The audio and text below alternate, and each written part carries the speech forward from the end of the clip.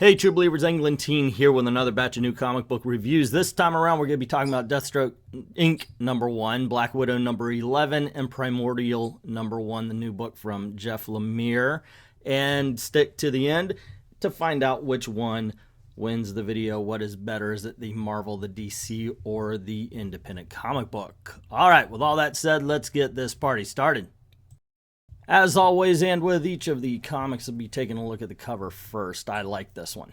This is pretty sharp. It's a poster cover, obviously, but it shows Deathstroke being a bit of a challenge to Batman. And considering Batman's got his own Batman ink, it sort of works. But this is not the cover that I got.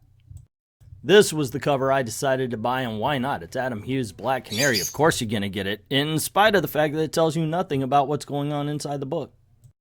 The book itself, before we get started, I do want to say I am a Joshua Williams fan, or at least what he does with The Flash. I really enjoy it. I think it's one of the best runs I've read is his Flash. So I don't think he's a bad writer if you want a little preview for how this particular review is going to go.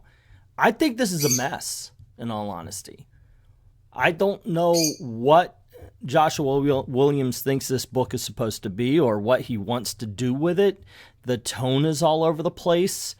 It seems like he wants to make it a 1980s action film of sorts, but occasionally it takes itself too serious for that. I mean, look at this page alone.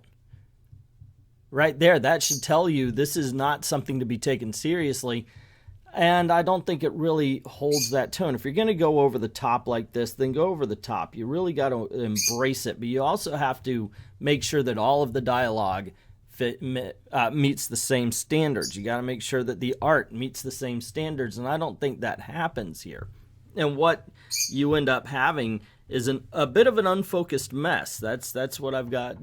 That's ultimately what I have to say here. Also, the teaming of Deathstroke and Black Canary. Black Canary, he's a villain. All right, this is one of those things, and he does actually say here he's been towing the line between villain and hero.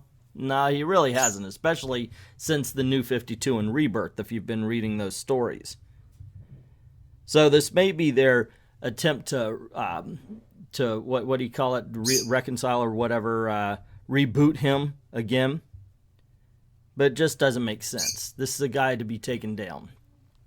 Also, they turned the Hive into the Queen Bee. I'm not sure I particularly care for that. I don't know if that happened in New 52 or anything, but I'm reading that. I'm going, really?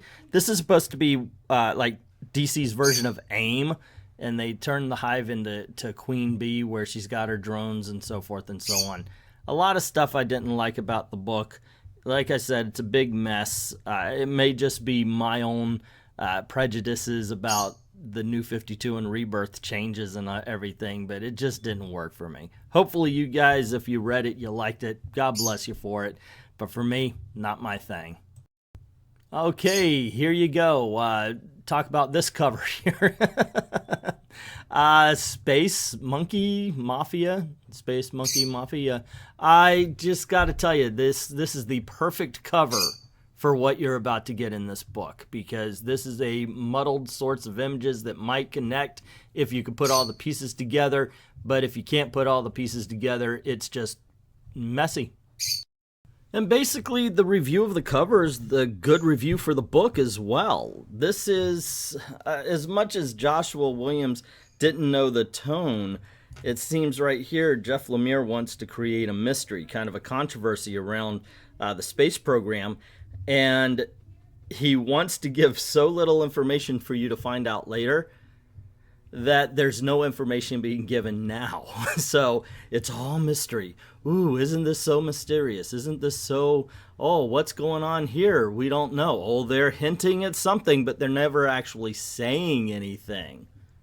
It is a bunch of gobbledygook leading up to it. Now, there is some information disseminated, but not enough for the world building that's necessary, not enough for the hook to really grab you. Now, I may be eating my words, because in the end, I really do believe this book is once again much like the Deathstroke, a little bit of a mess, but at least this one did have enough for me to go, okay, one more issue, because in all honesty, There are some of you might be watching this video and going, wait a second, no, this, and this, and this, you just didn't get it. So I figure, okay, I at least owe this book one more issue, just to get that hook in there, just to finally start finding what this story is actually about, because right now, it's not giving it up. It is a mystery. It is a kind of a conspiracy, a mystery that happens within the space program. There is, like I said, some, but beyond that, this is all you're about to find out. You're about to find out. You're about to find out, which is not bad if, yes, this was a graphic novel, but for individual comic books, there you gotta say, look, you need to treat each book as its own story with a continuing thread. That's how it should be. It shouldn't be some sort of open-ending first chapter. There's got to be reveals. There's got to be arcs through each issue as you're moving forward. Unfortunately, I don't believe this one did that. But once again, like I said, there's probably one or two of you going, nope, nope, nope. Let me explain. And feel free to explain it in the comments section. I'm not perfect. Nearly, but not perfect. I'm infallible, and yeah, occasionally make mistakes. And for some reason, I'm going to give this one a second chance just to see if I did, in fact, make a mistake. Holy crap, what a great cover. You know what? Black Widow, much like Catwoman with the cover B's, has some incredible covers. Say what you will about what's inside the book, and I will say what I will about what's inside the book. And but the covers have just been amazing. I wish I could say the same thing for the art on the inside.